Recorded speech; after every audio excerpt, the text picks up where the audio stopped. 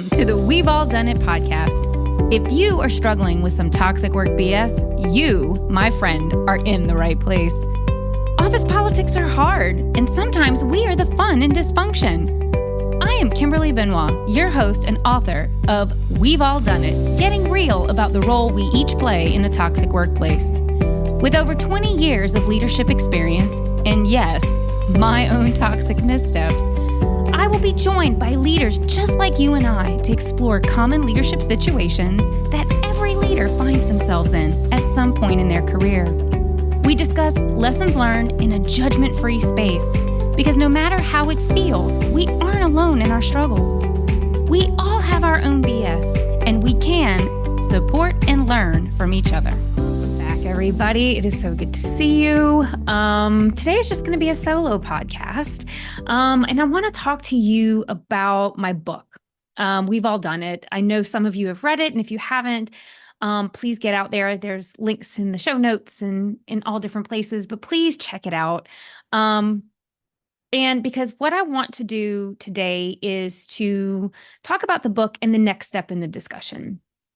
Right. So for those of you who haven't read the book, I want to, or if you've read it and it's been a while, I want to remind you of what my intention was in creating this work. First and foremost, it was to highlight that there are common scenarios that every leader or employee will find themselves in at some point. That there is rarely situations where it is new or it has never happened. So if you're finding yourself dealing with drama of some kind, there are lessons to be learned from people that are around you. So I'll give you an example. In one of the scenarios in the book, we have a chapter called What's That Smell? And it's really around being or working with or for a leader that is burnt out. Okay, so how many of us have worked for a leader that we knew was running on flames? We could see it. They could not.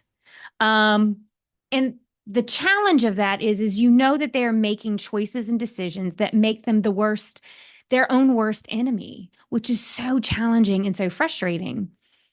And the truth of it is they can't get out of it without some help, right? It usually takes something massively breaking, almost like an intervention style to get them to realize how far they have fallen in their process and what is going on.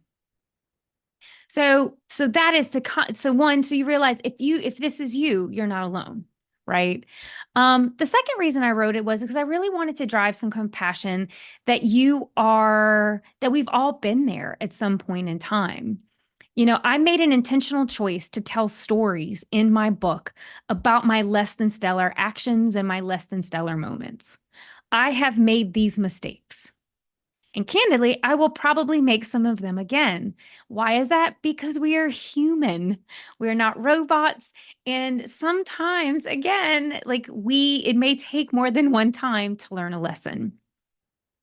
And so I just want to be candid that it's okay to make these mistakes. It's okay to be in these scenarios and say, I can't believe I screwed up last time. I've screwed up again. It's okay. Forgive yourself. It's going to be all right. And particularly in the book, I wrote about 7 specific scenarios. And I chose these intentionally because it's what I heard the most when I was talking with people and researching the book. And I like to tell everyone if these 7 things have not happened or if you have not seen them, just hold on. Eventually they will. So again, we're just driving that compassion. And also I wanted us to kind of laugh at ourselves a little bit. We've all done something we're not proud of. And I can honestly tell you that with space and time, I can look back and say, just how stupid was that? I can laugh at the inexperience. I can laugh at the good intention, but the terrible execution, and wanting to create space for you to do the same. The next thing I wanted to do, which again was so important with the book, was not just to say, okay, here's some traditional scenarios. You know, have you seen this? And if you had, I wanted you to start to think about what kinds of behaviors feel toxic to you and why. So other things that came across very clearly in doing research for this is not everybody finds the same behavior toxic. So a great example of this is when you have a leader and you talk to people that are on his team or her team or their team, and you have some people that absolutely love them and some other people that absolutely hate them and think that's the most toxic leader they've ever worked for. There's something going on there that is creating that divide. And a lot of it has to do with our experiences are not the same. What ultimately impacts us, or ultimately how we walk away, has so much to do with our past experience, to who we are in the scenario. Like literally who we are may be different than the person we're dealing with. But the important thing here is to start to pay tremendous attention to what kinds of behaviors feel toxic to you and why. And also, when you're in these situations, how have you shown up? So when presented with the burnt out leader, how did you respond? So if that leader came at you screaming, what was your response? How did you show up in this moment? And what did you learn in that space and in that experience? So that was kind of the intention of the book. And coming into next year, we're going to be doing some more work around the book to help us gain as much self-awareness as possible. Because ultimately, in order to create change, to change who you are as a leader, to change culture on your team, to change culture within your organization, you have to start with yourself. And that requires a tremendous amount of self-awareness. Okay.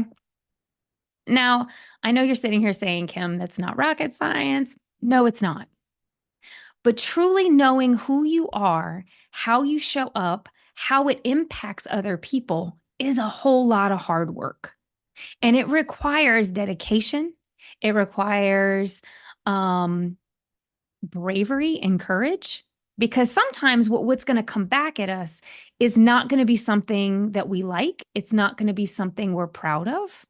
And we're going to have to either accept this is who we are, and the downstream effects are not what we intend them to be, or we're going to have to be incredibly courageous and say, how do I need to change to have the team, to have the culture that I want? And I talk about this in teams, but this completely applies to any relationship in your life. Is when you are faced with challenge, drama, chaos, toxicity, how do you show up? And how ultimately is that affecting the outcome of the situation? So the next part of this conversation that I want us to start having is, do we know who we become when placed in these challenging situations? And so ultimately what I have come to understand is we end up taking on one of three roles, and we may oscillate between these roles. We may be multiple roles in the same situation, but this will make more sense in a second. So I'm going to break it down very basically. So when faced with any situation, each of person is showing up in one of three capacities. So the first I like to call the instigator. So this is the person who is bringing in the chaos, the drama, who's initiating it.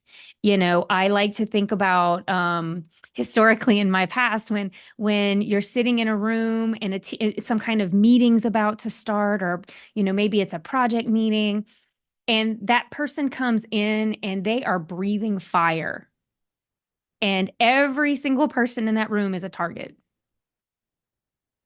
But what they're mad about has nothing to do with about the people in the room.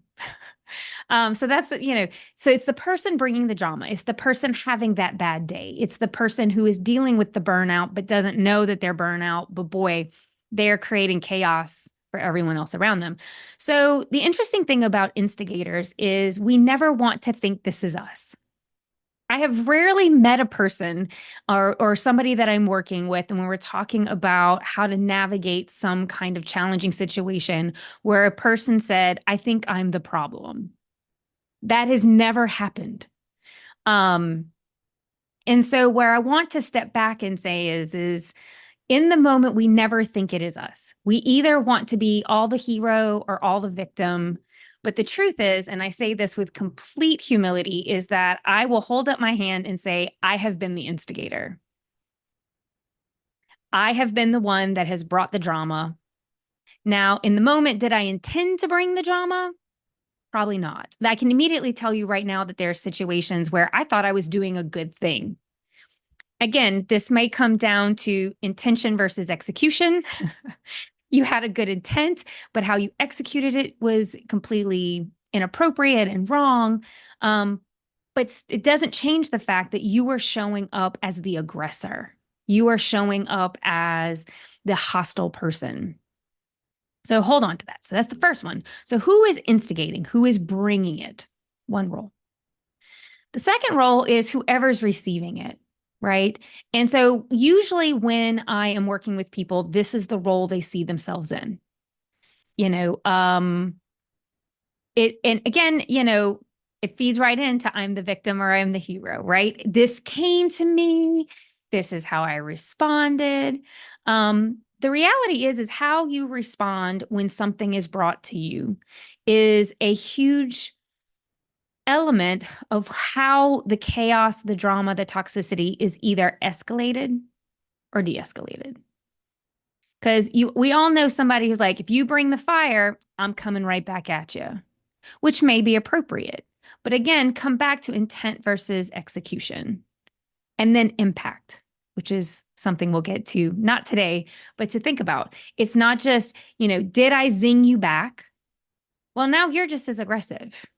And what ends up happening when you just keep zinging each other back? It ratchets up, right? And if our goal here as leaders is to figure out how to create cultures that are healthy, our choices are very important. We have lots of choices, regardless if we're the recipient. Particularly if we're the recipient, we have a lot of choices. And what you may choose to do will change depending on the specifics of this scenario, right? So if you're a subordinate, might be different than if you are the leader, or if you are a peer, or there's different power dynamics. So again, the options could be different. But what you choose is a huge component in whether you are making the situation better or if you're making the situation worse.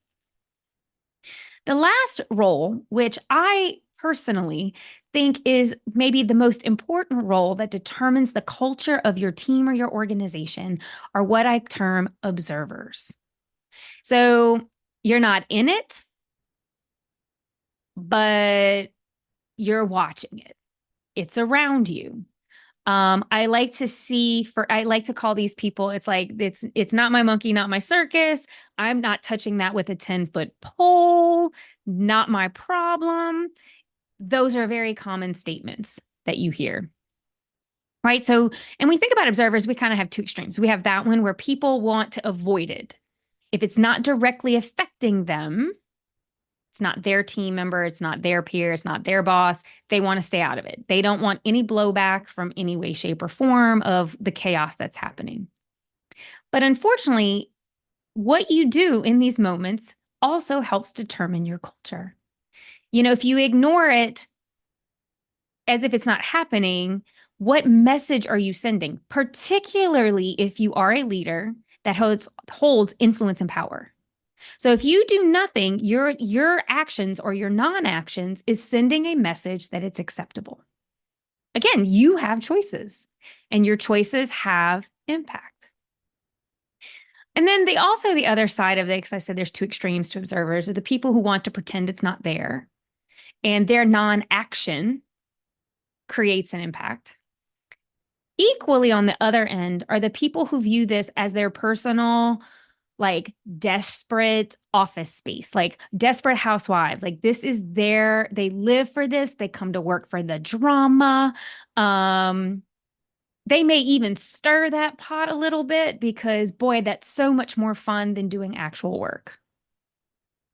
Their goal, and they thrive on did you hear what he said? Did you hear what happened? If I could have been a fly on that wall, what we used to term water cooler talk, which doesn't really happen anymore. I'm sure what is it now? Are we just IMing each other or texting each other the drama?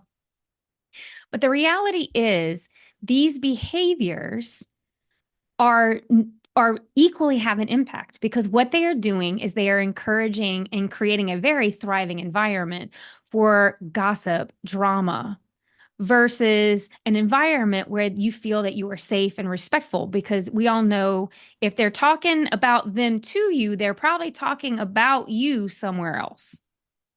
So again, these actions and what we tolerate, what we allow, what we even through our inaction has implication. So kind of want you to think about a little bit is right now, I want you to think about a challenging dynamic that you're struggling with. Honestly, think through how are your actions might be perceived. If you were to look at it from the outside, would someone say that maybe you are an instigator? If someone were to look at it from the outside, would you be the recipient? In some ways, are you serving as an inactive or as a very active observer? Like, it's still not yours, but boy, you're feeding the fire by talking about it,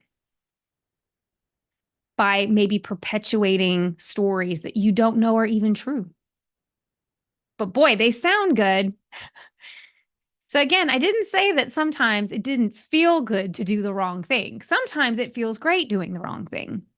But as leaders, we have to be better than that, because we are setting the standard for what is okay. We are setting the standard for this is how we expect to speak to each other, to treat each other. So I just want in this episode today is just to plant the seed that if you're in something right now, because goodness knows it's real life, we're always in something, can you take a moment and ask yourself, do I know who I am in this scenario? In this experience, who am I? How am I showing up? Are my choices making the situation better or worse? Be honest. Does it feel good sometimes to do the wrong thing? It's okay to say yes. But then come back and say, if my goal is to create a functional, safe, healthy relationship, environment, team, culture, organization, family, what's the right choice? It may not be the easy choice. It may not be the choice that will feel the best, but it's the right choice in order to create the environment we want to create. All right, so that's my message for you today is I just want you to slow down a little bit when you're finding yourself in these situations and ask yourself, do you know your role? And heaven forbid, we might act, if we're being honest, we may have to raise our hands and say we're starting some stuff. And if that's the case, as I like to say, if it starts with me, it can end with me. If it starts with me, then I can make different choices so the outcome is changing for the people who are around me. So I encourage you to do this. Please, if this resonates with you, if you have questions about it, reach out to me. You can reach out to me at podcast@KimberlyJBenoit.com. You can put a comment down if you're watching this on YouTube. Put something in the comments. I just really encourage you, reach out to me. I want to know what you think about this. Has this been meaningful to you? Does this resonate with you? And have you found it helpful? All right. That's all I got for you today, and I'll be back soon. And until next time, take care, y'all. Be kind to each other. Thank you for joining me on today's episode of We've All Done It. I know your time is valuable. That's why I am for as little BS as possible. Hopefully today's episode has sparked some new ideas for you. If you would like to learn more about the We've All Done It leadership framework or how to work with me, please check out my website at KimberlyJBenoit.com. Until next time.